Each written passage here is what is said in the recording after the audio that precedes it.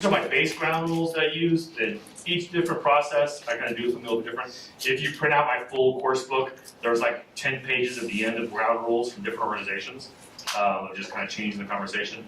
What the ground rules allow me to do when I go through the ground rules, and I'll actually kind of go into forum mode here in a second, pretend this isn't a training, it's a forum, and I'll show you how I might go through these ground rules.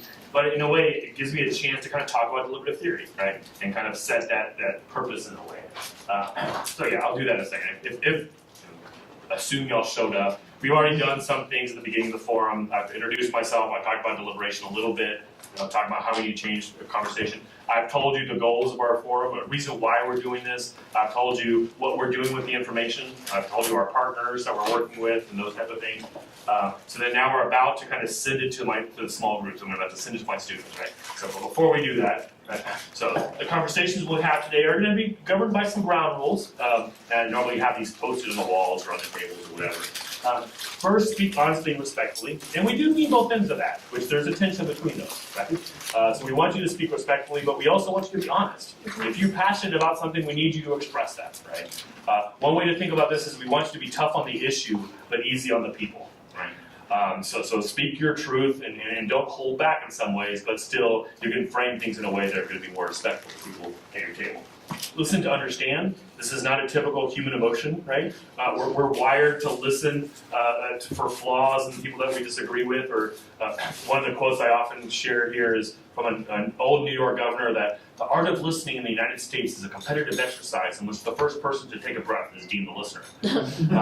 So arguing with people, they stop talking, it's our turn, right? So we're going to ask you today, listening is just as important as talking at these things, right? Really listen to each other. Ask each other questions. If someone disagrees with you, try to find out why they think that way instead of kind of assuming the worst in a sense, right? Third, it's okay to disagree, but do so with curiosity, not hostility. This is a tough issue. There's going to naturally be disagreements, right? As a community, we need to explore those disagreements and try to make those disagreements productive and to help us kind of understand them.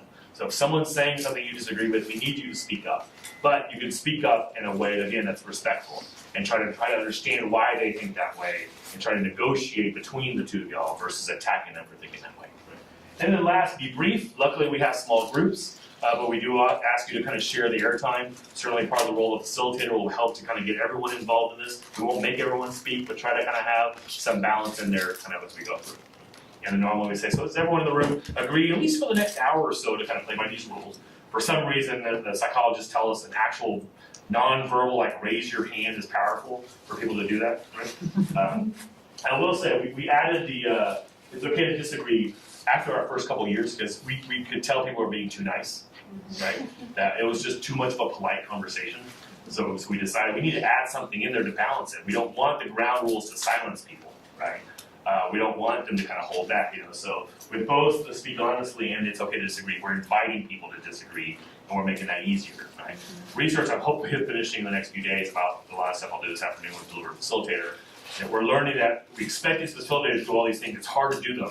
So the more we set things up from the front of the room and set the environment, it enables the facilitator to do more, right? So part of those ground rules are kind of putting things in people's head so then the facilitator can follow up with some specific things later on, right? And make it easy. That's the kind of ground rules. So we're going to go ahead and show the video here, which is just a little 10-minute video to kind of to start off this conversation, which again, the NIF one kind of has these videos.